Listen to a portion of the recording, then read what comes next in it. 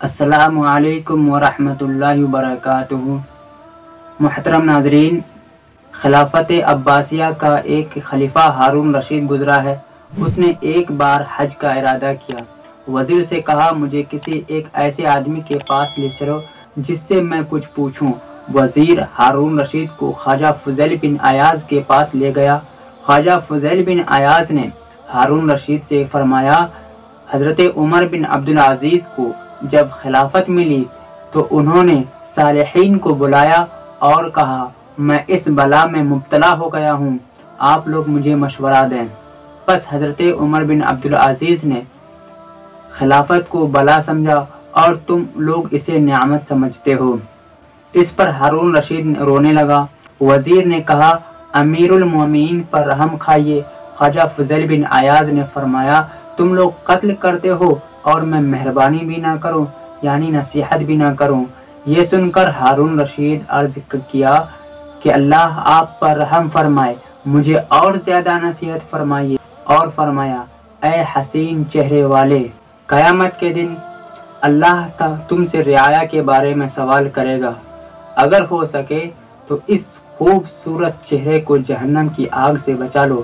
صبح شام اس بات سے بچو کہ تمہارے دل میں رعایا میں سے کسی کے لیے کینہ ہو، کیونکہ نبی کریم صلی اللہ علیہ وسلم نے ارشاد فرمایا جو مسلمان کا والی ہو اور وہ اس حال میں مر جائے کہ اس کے دل میں کسی کے لیے کینہ ہو تو اللہ تعالیٰ اس پر جنت حرام فرما دیتا ہے۔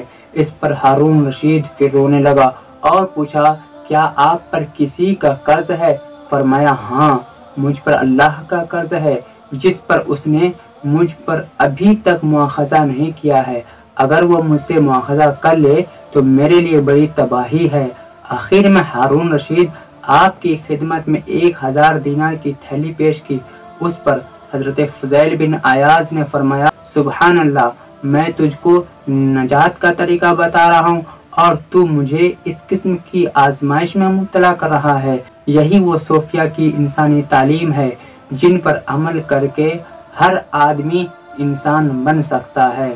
صوفیہ کرام نے ہمیشہ امن و سلامتی، محبت و پیار، زبان و بیان کی حفاظت، عاجزی و انکساری، دنیا سے بے دلی و بے رغبتی، آخرت کی ترغیب و ترہیب اور اپنے معبود حقیقی کی پوجا و عبادت کی تعلیم دی۔